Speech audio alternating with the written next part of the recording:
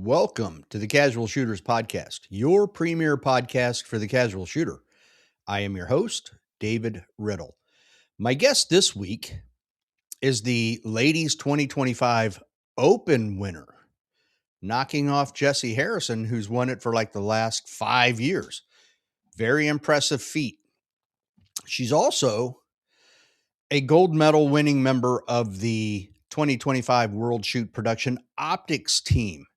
And she's been on here before. So when she comes on, we are going to get right into the meat of things. If you would, join me in welcoming back to the show, Miss Brennah Gaston.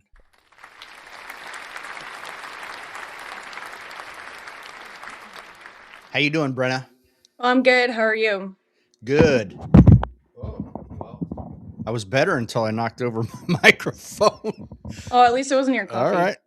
Oh, man. I would be angry at that point. Yeah. That is not allowed. Something is up with the arm of my microphone holder. There's a joint that doesn't want to hold anymore. I may end up having to get a new microphone holder. Anyway, how have you been? Good. Taking some time off lately just from shooting before the season starts. How long have you taken off? Couple months, 2 to 3, I think. Is that the longest? I mean, you've been in since I think what, 2022? Yes. Um, Okay. yeah, 22 or 23. I think So is this the 23. longest break you've taken? No, because I used to live in Colorado. So during the winter Oh, and the snow, my yeah. break would be a lot longer. All right. So I do remember because I listened to parts of the other episode we did because it's been a year and a half. So I listened Has to, it really yeah, been that long? it really has. It was June or Wow. July of 24. Let me Oh, see yeah, here. huh? Oh, no, I'm sorry. It was September of 24. Still, Mm-hmm. we're That's still a next long month would time. be a year and a half. Yeah. I drove in December. I went to PCSL Nationals to do some live streaming stuff. And I drove from Virginia to St. George, going right through Colorado from Denver down to St. George. That was absolutely beautiful. Oh yeah, that's a really pretty drive. I've driven from Colorado to Vegas, but not all the way to Utah. Okay. Man, what a. And the other thing about it was like, I love snow. I'm a cold weather person. I freaking love it. So, what I hit snow, obviously, it started snowing in Denver overnight. There was probably 3 or 4 inches of snow on the ground when there was nothing when I got to the hotel in Hmm. Denver.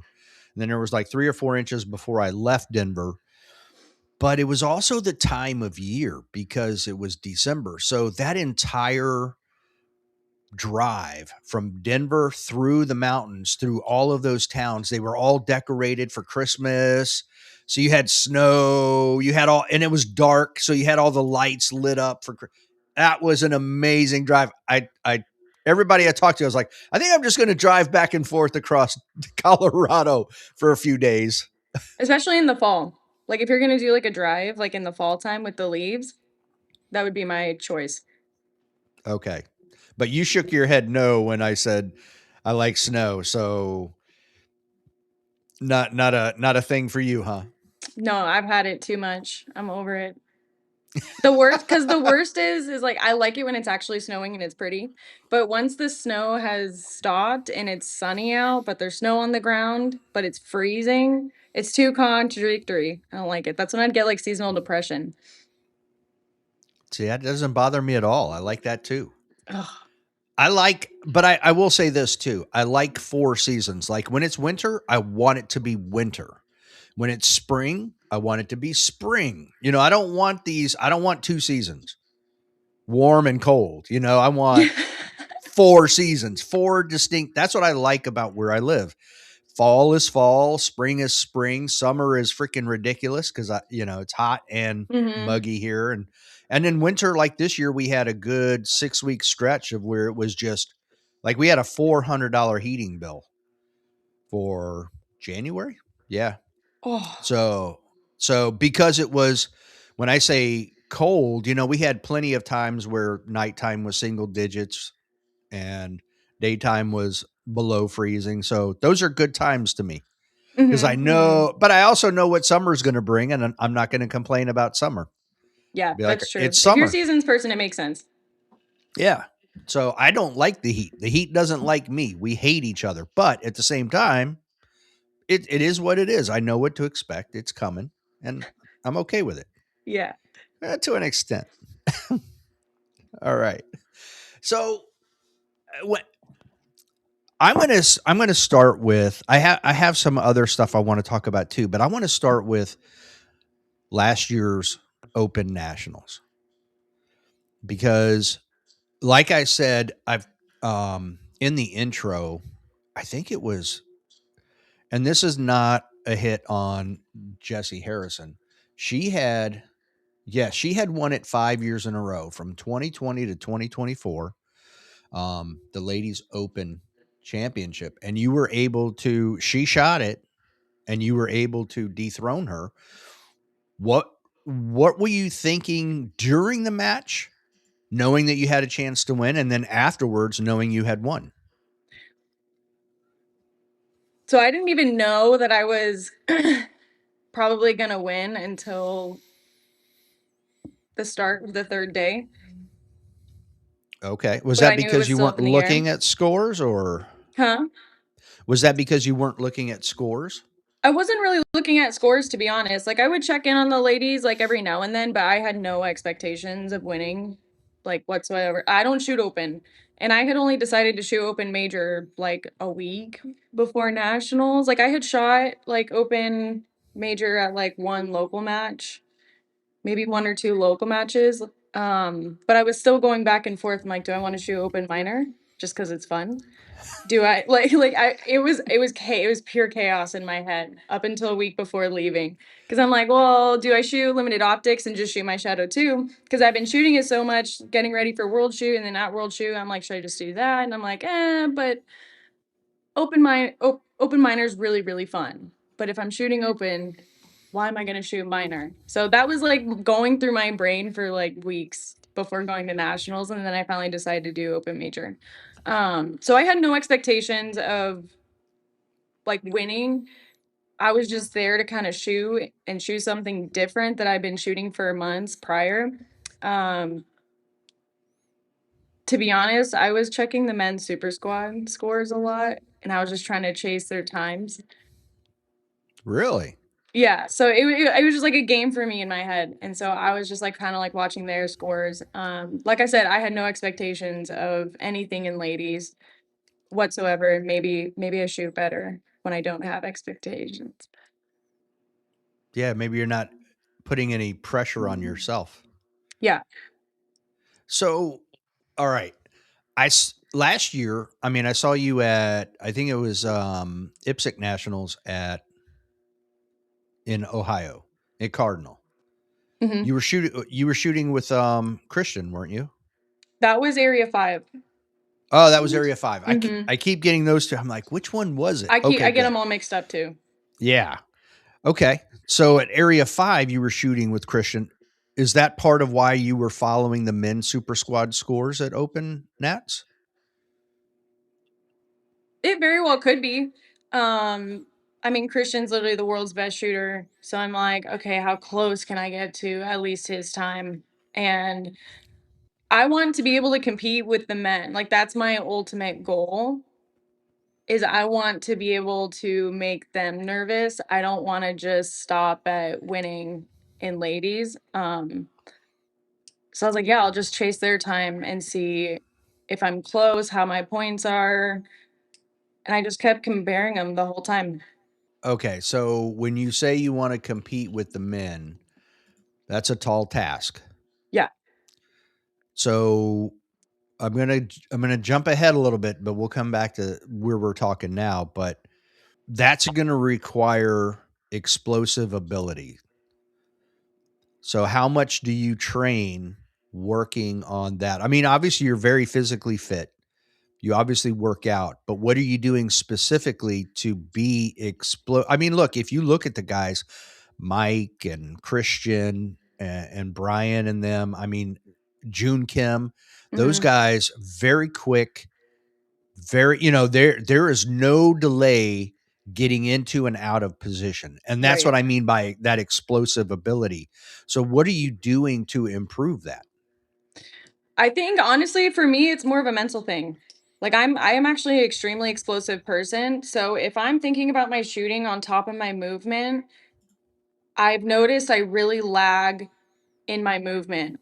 Like way I lag a lot compared to what my abilities are in terms of explosiveness. But right now like I think I'm still too new to be able to just focus on movement and let my shooting do its thing. Now that's kind of what started to happen like on the second day of nationals. So actually shooting open did a lot for me in terms of my movement because I was able to just shoot and that's all I told myself. I did not think about like grip or vision, like I was not telling myself any of that.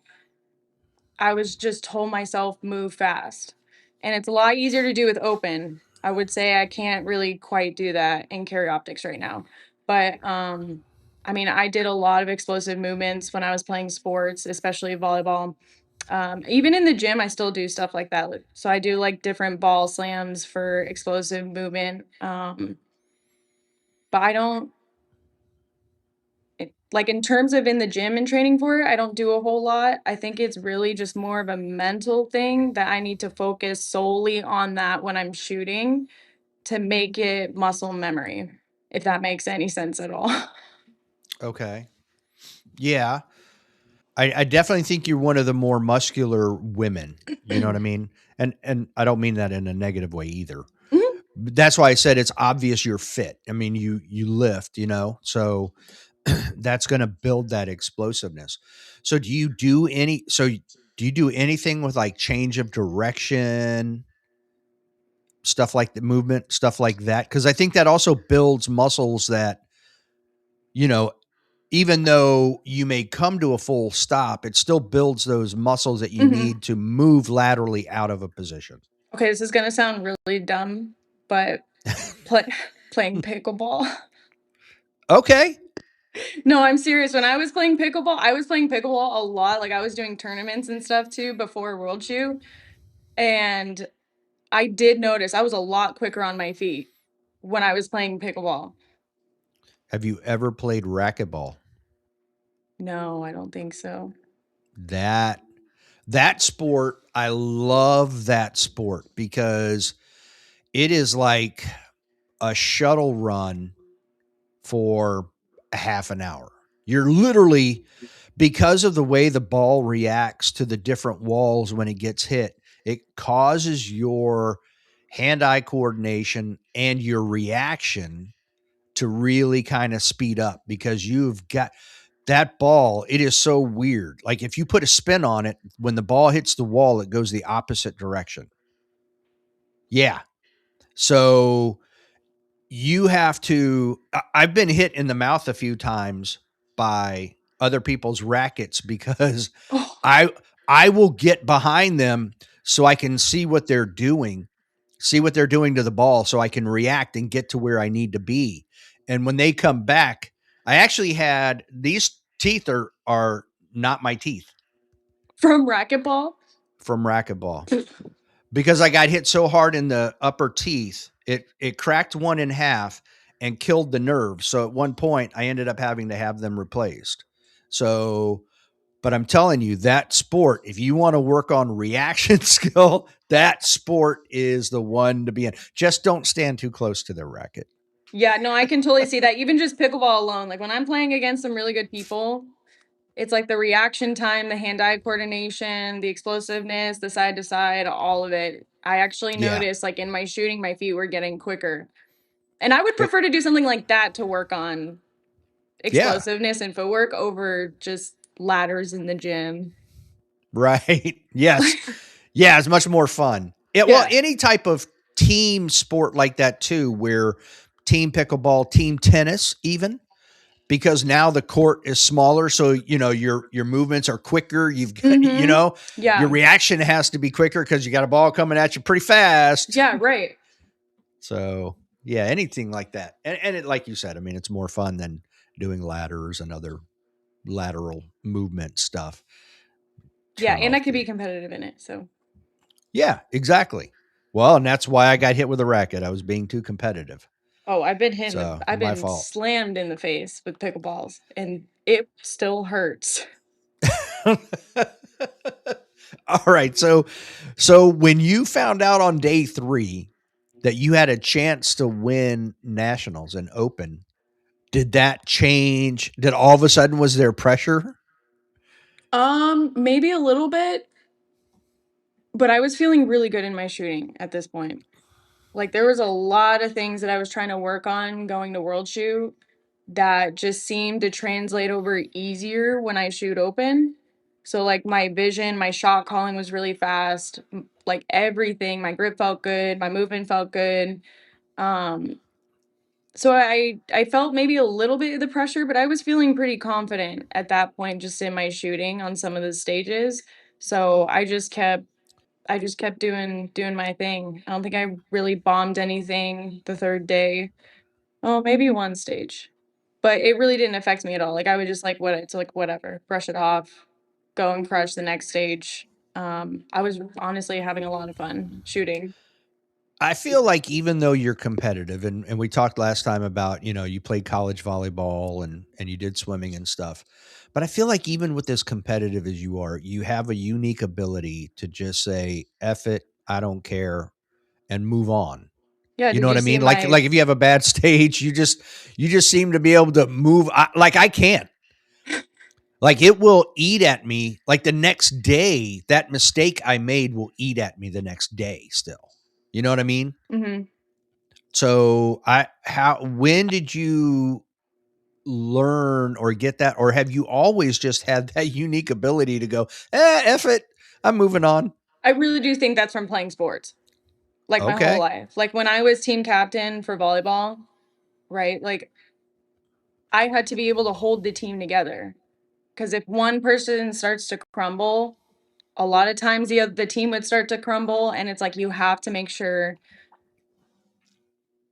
that they don't like, it would really frustrate me when we're down, but not by a lot, and someone gets in their head because of a mistake, and then they just go completely downhill, which is what sometimes people do in shooting.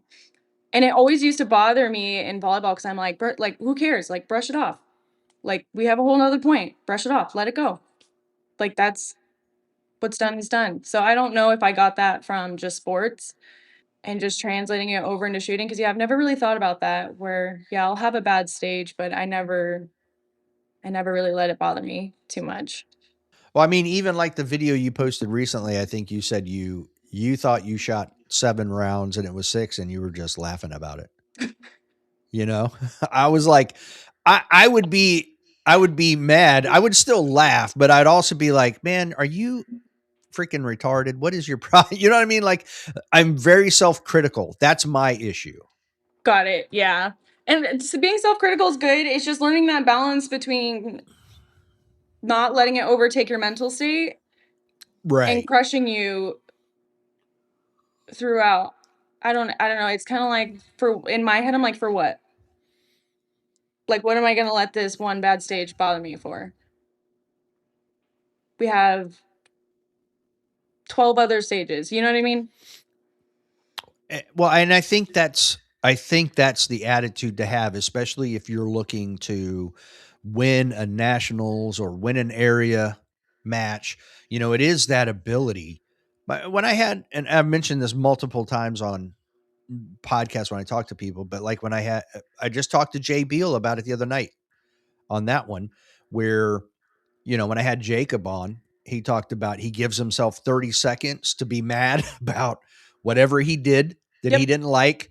And then it's like, okay, put it away, time Mhm. to move on. So I think that is definitely a skill that is necessary. And you have that. Yeah, I kind of tell myself the same thing. I'm like, I think I do say 30 seconds. I'm like, you got 30 seconds to throw your little hissy fit tantrum in your head and then let it go. but don't ever show it. Like I always try not to show it on my face either. Sometimes it leaks out, but I try really hard to keep it like cool, or I'll just laugh.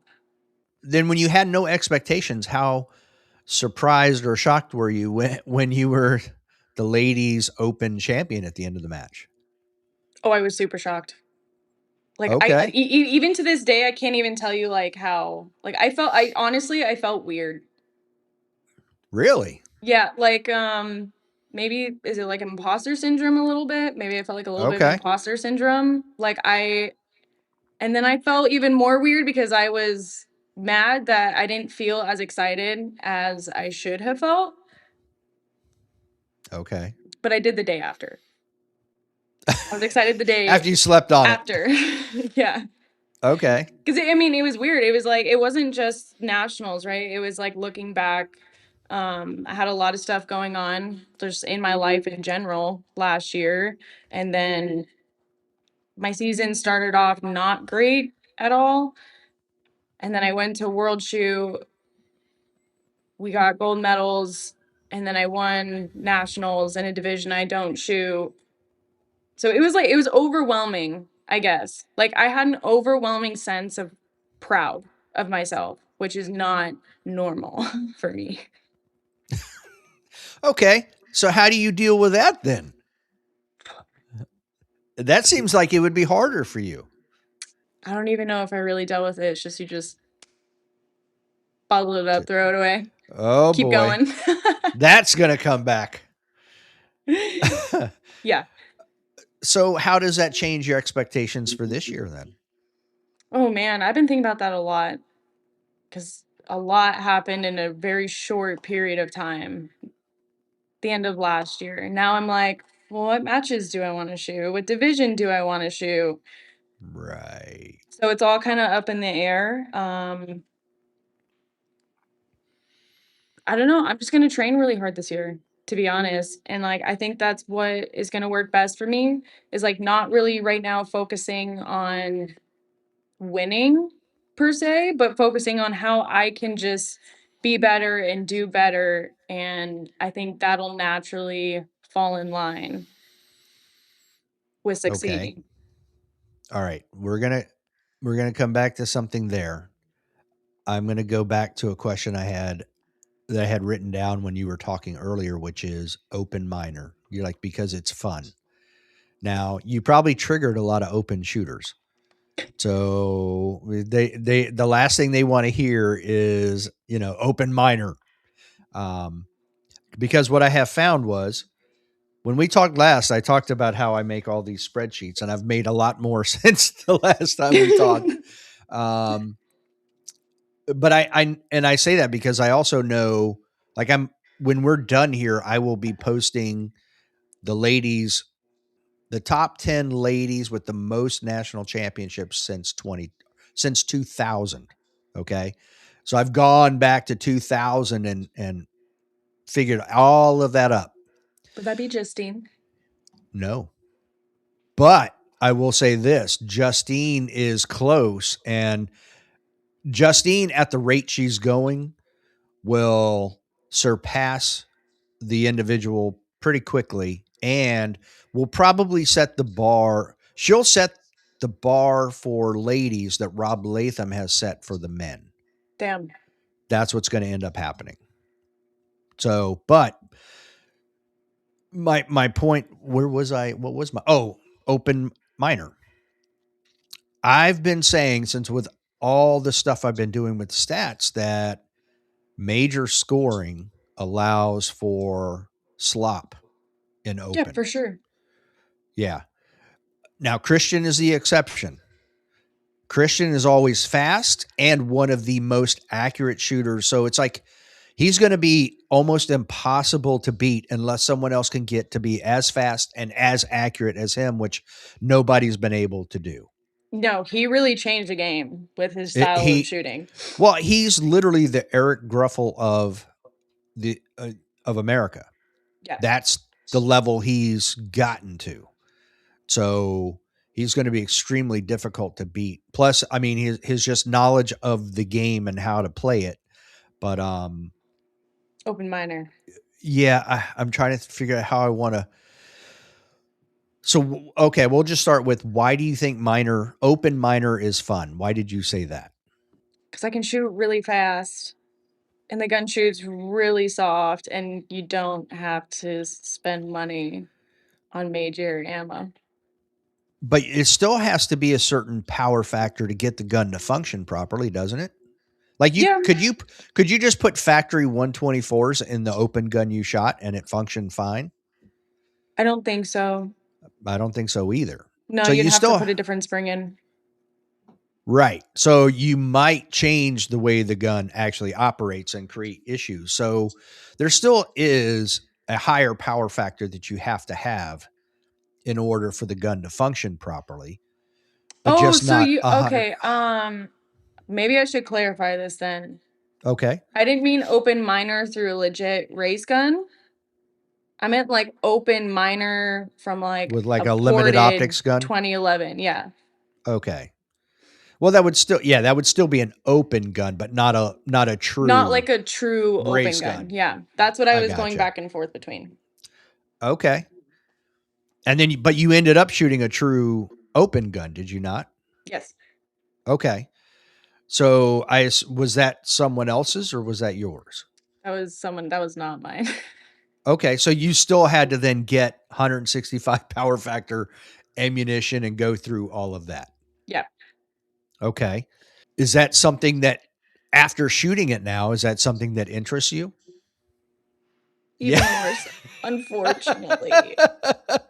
Like, damn it, I really miss open. So what would be your thoughts about minor scoring with a legit open gun? Okay, so I used to be pretty on the side of, like, I think major scoring's stupid. I'm like, "Why? Like, what's the point? Just get away with it." Now, maybe I'm biased now because I really like open, but now it kinda makes sense though, right? Because it's a fast division. It's supposed to be a fast division. You get the longer mags, the gun shoots softer, like, everything about it is supposed to be faster. Okay. So, it with the major scoring, it does allow to be sloppier, but that's because you also want these Much. people to be competing for speed. But you already said the gun shoots softer, so why couldn't you be faster?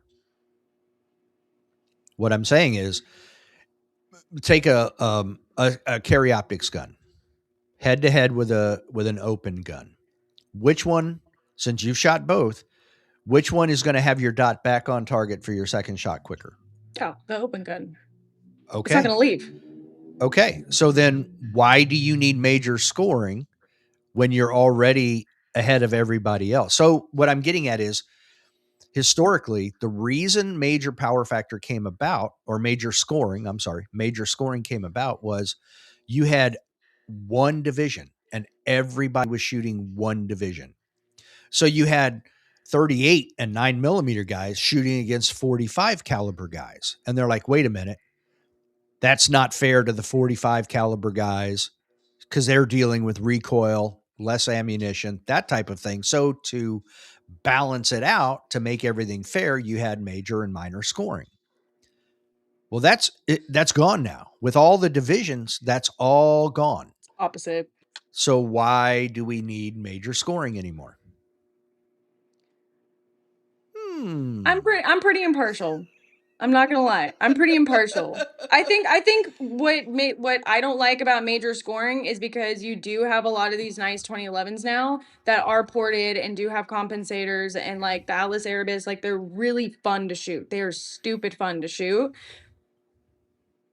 but you're putting yourself at such a disadvantage trying to compete legitimately with minor scoring. So that's the only time where I'm like, I don't particularly agree with the minor scoring. Or on the flip side, they should have a division that's separate from open where it does have ports and comps on like 2011s. But now we're just adding more divisions. That doesn't make sense. Right. Yeah, that doesn't make sense. No. You'd be better off just allowing it in a division instead of creating a whole new division. Like take limited optics. Oh, where yeah. they would say, okay, you can have ports, you can have um, comps, you can have all that stuff, but you're still getting minor scoring, and you're still going to have all these other limits. You know what I mean? That would Yeah, be the for smarter sure. way. That's what I thought too, because we don't want another division. We already have LO, but the thing is LO right now is, in my opinion, too close to carry optics. Right. So if you allowed the ports and comms, I don't know, it could add some variation, but I feel like this subject really does bug people a lot whenever I talk about it. Which subject in particular? Just like ports and comms, minor scoring, major scoring, like Mm, divisions, like everyone always has like their own opinions, and I'm just like, it's fine. yeah. I mean and it's all just a discussion. To Yeah. me, it's interesting conversation. Hmm. So because everyone does have a different, or a different perspective of the topic. So do you not So think there should be a major scoring? I'm not going to say there shouldn't be major scoring. What I am saying is it was created for a certain reason, and that reason is gone. Hmm. So why do we have it? So I am questioning why we have it when you don't need it. And if you go back, because I've converted all the major scoring to minor scoring back to 2020 at all the nationals. And you still have the same winners. You still have it just doesn't make sense to me anymore. Yeah, the only thing I will say is when people are like complaining about the major scoring, but they're like shooting LO, I'm like, why are you? It's a whole different division. Right. You know what I mean? I'm like, why are you Yeah. even looking at a different division? That's not what you're shooting in. It's like complaining about PCC and you're shooting carry optics. Like it's just different divisions. Yeah.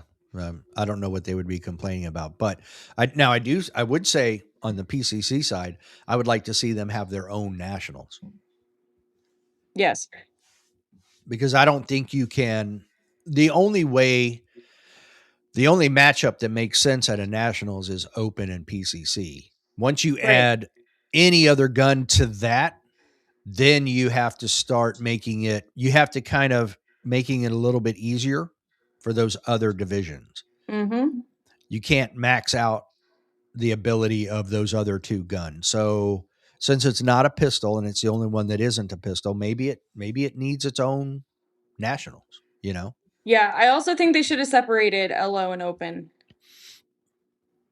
In what way? in different nationals, not in the same one. Oh, now, Brenna, now you triggered a whole other group of people because those people want to shoot LO at one nationals and CO at the other nationals. You know what I mean? Right, but if you think about like at least in personal experience and people I know, a lot of people that shoot open only shoot LO as a secondary division, or that's their main, because the platforms are really similar. They're going to be swapping between their open gun and their 2011. I'm hard pressed to Right. find someone that competes seriously in open that also seriously competes in factory gun. Well, Christian doesn't count, but aside from Yeah. like most people are going to be shooting LO and open back and forth. So what happens if we have a single nationals?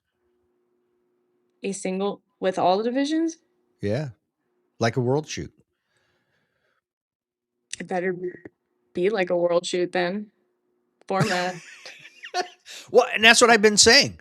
Why not have a 4-day nationals, a single 4-day nationals where you shoot 3 out of the 4 days? Yeah, but then I would take PCC out of that for sure. Oh yeah, I'm Yeah. saying just like a pistols nationals. You know what I mean? Yeah. Then you would have multi gun would have their own, PCC would have their own because you I still have USPSA multi gun. Yeah, I think because USPSA is a little more gamey in like their stage plans compared to like IPSC. Like IPSC stages are like more technical. There's not a whole lot of ways to game it.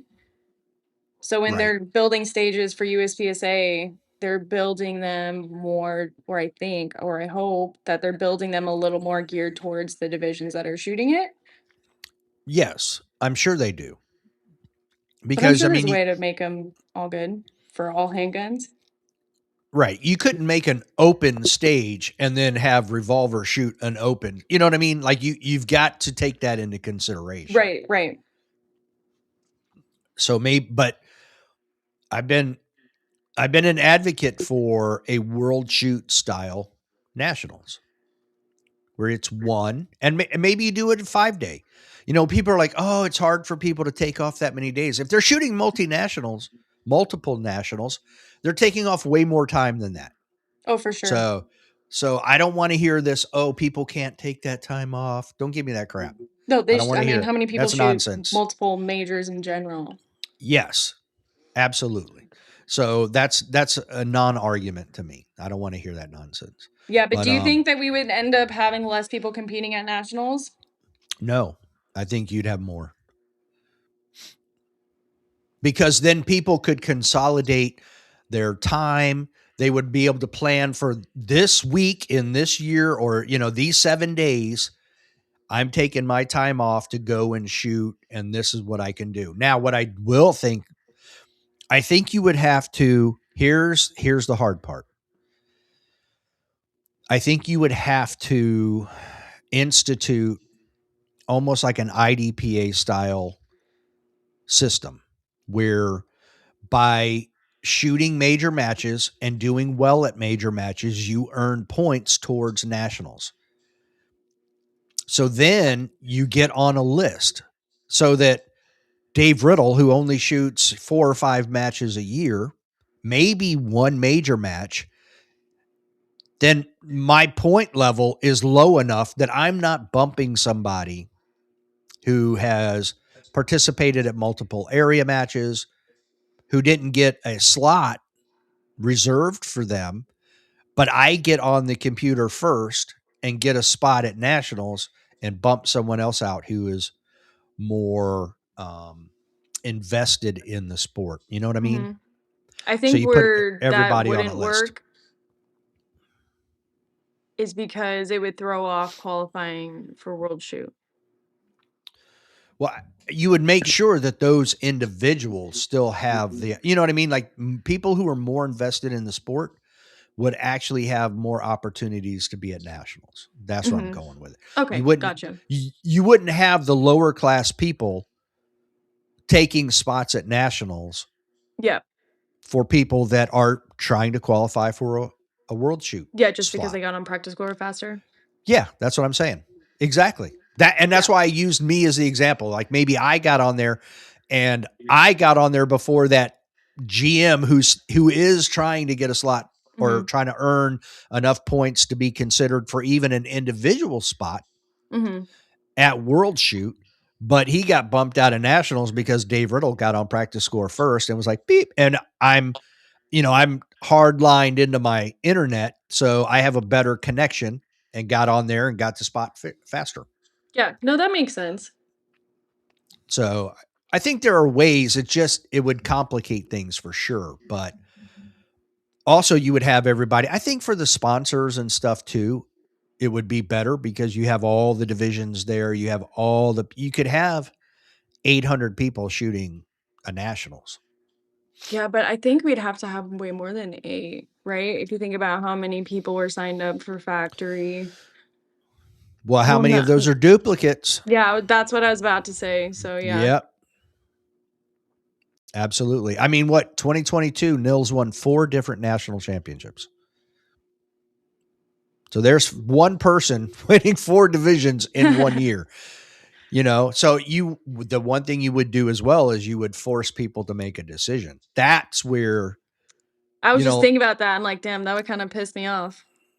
well, Mason and Nils would have to choose going forward, like what is going to be your division? Is it going to be Hmm. production? Is it going to be production optics, meaning carry optics for people who don't shoot IPSC? I think that would But make the divisions more competitive too, because people would be forced to just train for yes, that one. well, and they would get better in that one. But I mean, Right. at the same time, I think most people do it that way. It's just the Christians, the Masons, the Hmm. Nils, the Justines. You have a core group of 15 to 20 shooters that are just so good they can win in multiple divisions. Right.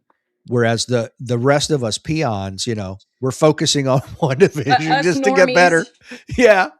So, but I mean, look, you can't say that about yourself anymore, Brennah. You're not a normie because you win a gold medal in production optics at IPSC. You win a nationals and open here. So you're no longer a one division individual. You're a multi division champion in a way. Yeah. And So I did want to shoot this is this is up in the air, but like I did want to shoot. It's not up in the air of I'm going to shoot all 3 nationals for sure this year, but I think I might do 3 different divisions in all of them. okay. All right. Hold your hand up again, please. Which one? It doesn't matter. Oh. Okay. I want to ask you about your nails. How Yes. hard is it to shoot with nails like that? Oh, I don't notice it at all. You don't? No. If anything, when I started getting my nails done, I liked it more because like my nails would always break. Like my natural nail would always break when I'm doing stuff. Right. And now they don't. But it does honestly, it doesn't affect anything in shooting. And like if you think about it, like my nails just I don't know if you can see, they'll You just don't lie dig in? flat. Okay. Like Well, that's what I was when I'm wondering gripping, they too. just lie flat. It's not like they're stabbing me or anything. Okay. Well, that was number one. Number two, like my oldest son, we went and shot a match one time, and his nails weren't very long at all, but his thumbnail, the slide, like ripped his thumbnail in half. Oh, I was terrified of that. I You that haven't had happened that happen? to Jess Jonathan. I think it was at IPSC Nationals. Yeah, it was at IPSC Nationals. Her slide racker like Oh, took wow. half her nail off. Ugh. Yeah, so I'm not Man. gonna lie, I did think about it Okay. at Open Nationals. I'm like, oh, Yeah, I mean, that I've could I've seen happen. when you move around, I've seen your fingernails a couple of times. I'm like, oh, oh, Oh, oh, oh. All of a sudden, I'm cringing. I'm like, oh, that looks painful. I did think about it. I was like, oh, it crossed my mind for a split second that happened to her, and I'm like, okay, just really make sure you keep your thumbs down. Now I'm going to see you at matches with a piece of tape around your nails, holding them down. Uh, Yes. so we'll get back on track momentarily, but you had an injury at World Shoot, didn't you? I mean, you had blood on your face. Yeah, I got hit with like steel Okay, so you were one when of I the was individuals shooting. hit with steel. Mm-hmm. So it was your own splatter. It was my own splatter. Oh, self-induced. Wow. I mean, dude, the steels were pretty big and pretty dang close. Okay. Like Were they ROs were inside the getting 10 flacked. yards? Huh? Wow. Were they Yeah, inside of 10 yards? pretty damn close, I think. Yeah. Oh, yeah. Some of them were for sure within 10 yards. Absolutely. Okay, because I know that's why USPSA has that 10-yard rule is, or 29 feet, whatever it is, where that's the Hmm. minimum distance it has to be away because of that exact reason. Yeah. I was pretty pissed off when I got Oh, smacked in the face.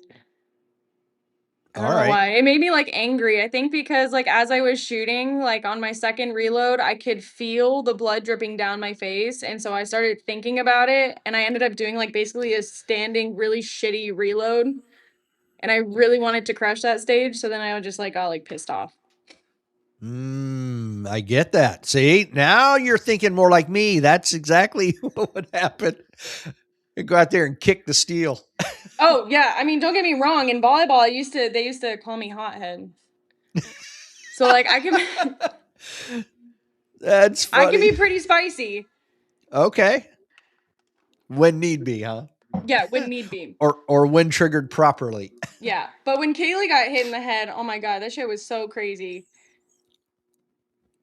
Yeah, she Like the got it. bullet. Oh man. That was from another bay, though, wasn't it? Mm-hmm. Okay, that is nuts.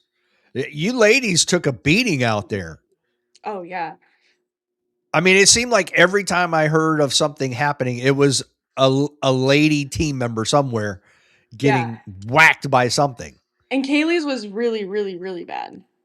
Like it was loud when it hit her head, like loud, and it moved her hat.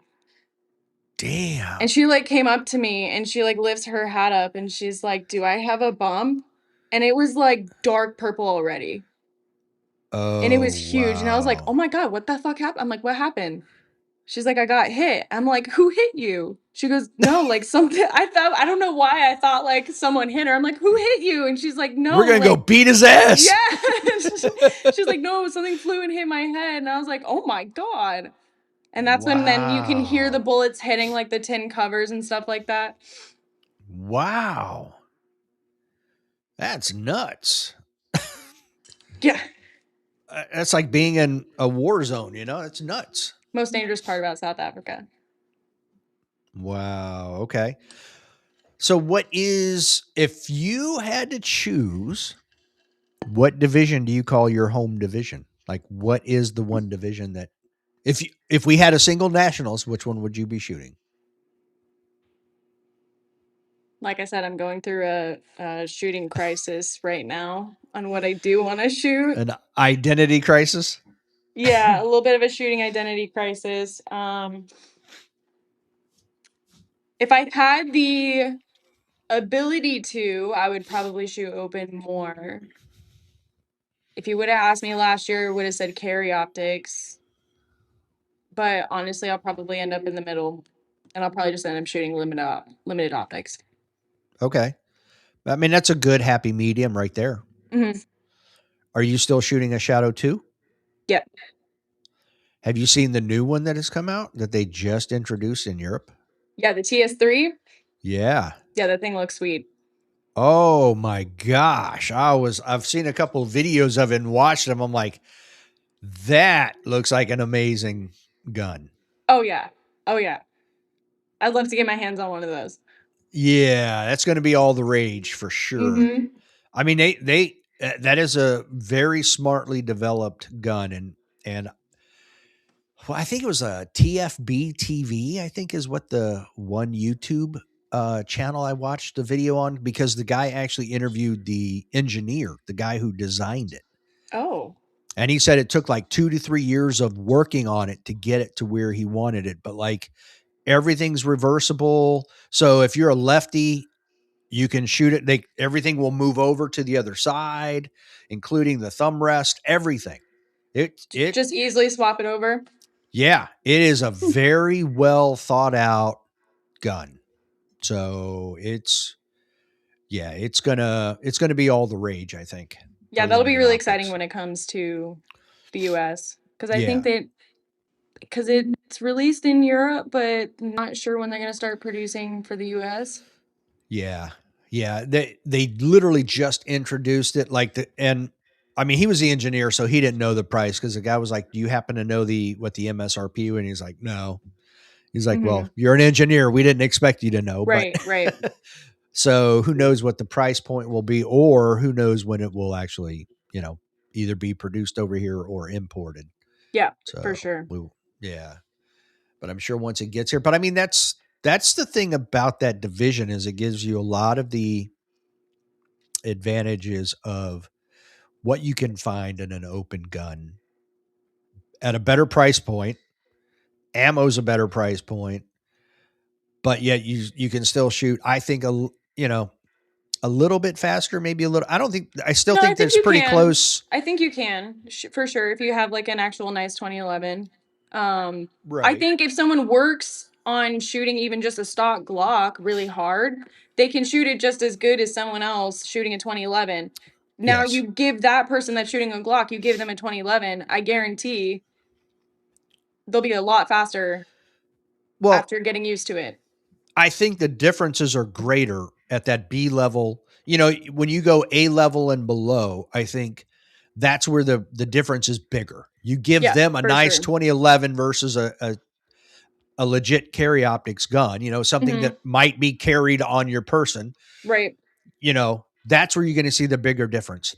Again, those top 20 people we talked about that can shoot multiple divisions and win, it doesn't matter. You can hand them a good Glock and they'll win, or you can hand them a 2011 and they'll win. It Yep, doesn't for really sure. matter. Yeah. That's where people will say like, "Oh, the gun doesn't matter." I've heard like that argument back and forth between people, and I'd say yes and no. Correct.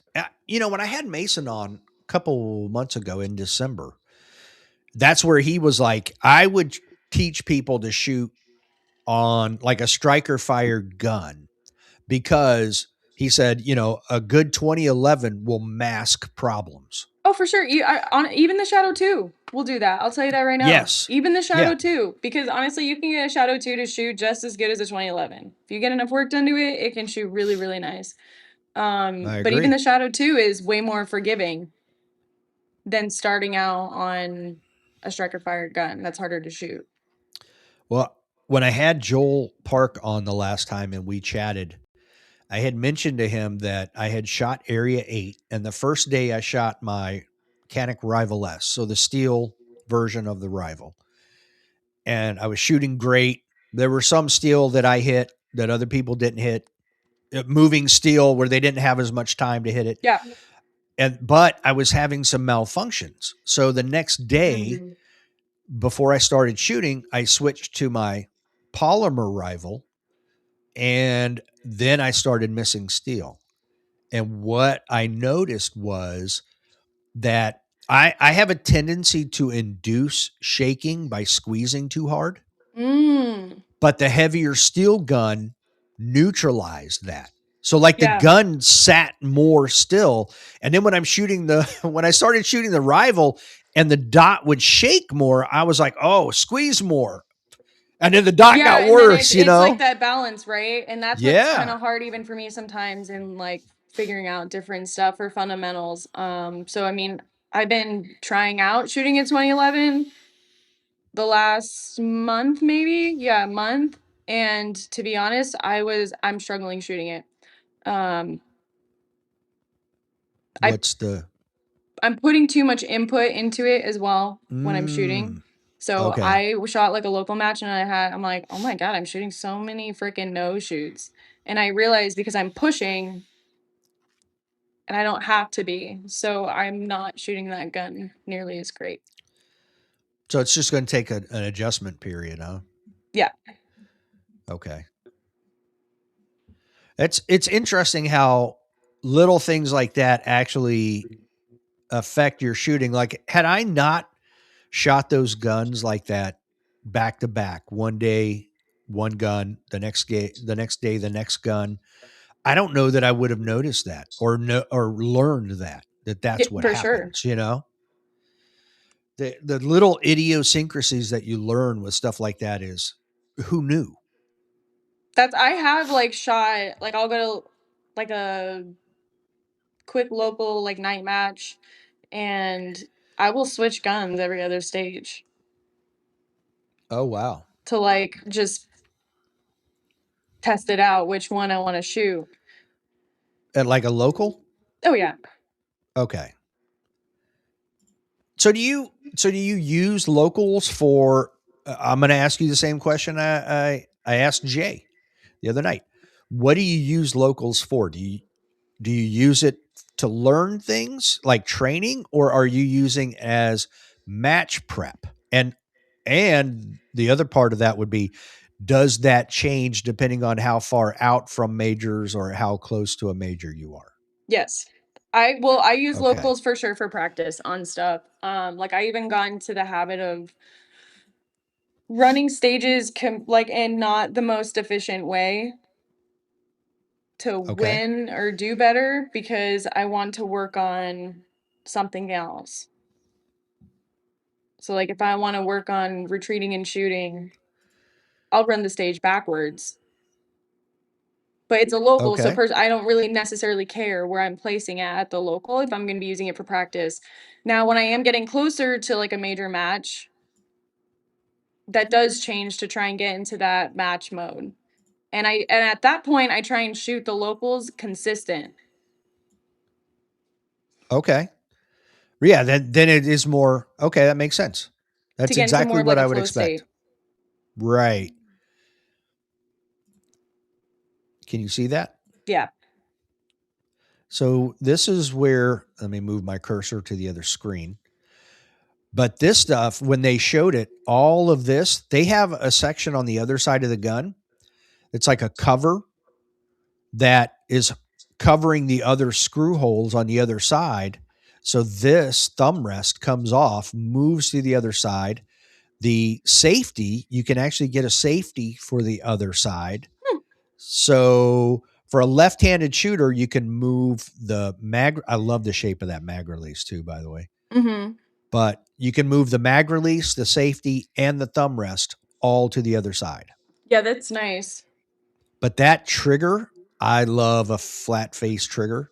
Mm-hmm. That trigger looks awesome. I bet you it's super light Oh too. my gosh, I can imagine how crisp it is. Oh yeah. So, yeah, that's I pretty honestly, I would probably take off the thumb rest. I don't really like using thumb rests okay. in general. So that part I'm kind of impartial on. Okay. What about from a grip standpoint of having a more consistent grip by putting knowing that your thumb is touching the same spot every time, your grip is in the same place every time. Yeah, so you're just looking for like a touch point Right. for your grip. I mean, there's a bunch of things on a gun that you can find for a touch point Okay. to know that it's there. Like I'll look for like stuff that's a touch point, and then I think when you like dry fire or shoot enough, you'll know when it's not there or it's off. But I don't like the thumb rest. I used to have a thumb rest when I was shooting a SIG, and I eventually took it off just because I'm like I'm not using it. Yeah, I don't, And I I, and I I'm don't and like some people like to like push into it or something, and I'm like I just feel like you're gonna start doing so much wonky shit with the gun, and it's only one sided. You're only pushing down one side, so it seems I'm it's not the biggest input. fan. Yeah, it's more input. I get it. Now, I will say that I have changed. So I had 3 years in between matches because I had physical problems I was dealing with, knee problems that I was dealing with. So I was out of shooting from March of 2023 to January of 2026. And I shot Area 8 last year, but that was non-competitive and Just it to was get out there and really shoot. yeah, and to see what I could actually do like Mm-hmm. with my leg. So but I have changed my grip to where I use the Eric Graffel weak hand or index finger in front of the um, Trigger guard. trigger. Yeah, on the top of the trigger guard. But what I do now is it's interesting. It gives me the same place every time. It allows me to get a higher grip and get more of my palm on the grip better. But I'm also putting tension with my left-handed trigger finger, pulling down on the front of the trigger guard. So every time, so it's given me this action with my Yeah, you're hand. like you're more so locking your wrist out, not like pushing the gun Yeah. down. So it's actually mitigating recoil better as well. I I remember like kind of trying it out a little bit when I first started shooting, but that was when I first started shooting and I probably wasn't even doing it right. Mm, But when I was like testing out, I noticed that when I did that, I actually felt like less of my palm really was on it. Yeah. interesting. Yeah. One thing I'm trying to work on with my grip right now, Christian was actually helping me with it, was doing more of like the horseshoe or like Yep. turning my wrists. And so like he can even tell, he'll be like, I can tell you were doing it this last half of the stage, but you weren't doing it before. And I can feel like a huge difference when I do that. So I need to dry fire a lot, make Right. it muscle To instill memory. that. Yeah. Yeah. Yeah, absolutely. Now I find when I do that that I'll end up using my pecs too. Like I everything goes. It's not just my like when I'm doing that and I'm doing that, I'm also like tensing Right. everything in that hmm way. when I after he was telling me about it, he's like just test it out. Then I went and I was like dry firing and I was like tapped out after like 10 minutes. Oh. Like my forearms, my hands, like they were toast. And I'm like, oh yeah, girlfriend, you were not gripping the gun whatsoever before. I was like, Oh, oh, that's that's funny. embarrassing. Oh, it's interesting how you change something and it affects everything. Like in that case, a totally different muscle group, you know? And it's like interesting, like the way like people will say things differently and it clicks better for Yes. like different people, right? Like some people like say like put your like bring your elbows up or whatever. Like I've heard people say that and it didn't work as well as him just telling me to turn my wrists in. Like that for some reason processed in my head a lot better than what other people were trying to say. They were saying the same thing, but they just said it differently to where one way worked for me. Yep. That's why I've always said people should take classes from multiple people because something one person says won't make any sense, but then someone else will say it in a different way, the exact same thing, just a different way. And then all of a sudden it's like, bing, light bulb. Oh, Right. that's what Like that they're saying is. the same thing. They just the way they say is different and clicks for different people. Yes. I've definitely had some of those moments. I think it also, though, depends on the individual's level of a knowledge of what they're talking about. Like obviously Christian's at a different level, but I've had Nils on here. He's like, I'm not the best trainer because I can't explain to people how to do it the way I do it, or what I'm doing. I just do what I do. Yeah, for sure. I mean, I've said this for a long time. You can have some phenomenal shooters that just aren't the greatest instructors. And then you can have people that aren't even the greatest shooters, but are really good at how they develop or not develop, how they I don't know what the word I'm looking for, but like the way people can perceive what they're saying. Like they can just Okay. teach it a lot better even if they're not the best shooter. Deliver. I was looking for the word deliver. The way they Okay. deliver the tech whatever. The information. Yeah. The information, yeah. Well, and I've always gone back to Tiger Woods. I can't remember. There was a famous guy who was his driving coach, his swing coach. And that guy had never won any titles or done anything, Mhm. but yet he is one of the best in the business at getting at coaching people's swings because he can explain it well Mhm. and he can sit back and go, okay, here's what you're doing that you need to change. We need to correct this, we need to correct Mhm. that. Things like that. And I say that all the time. You don't have to be a world champion to be a coach.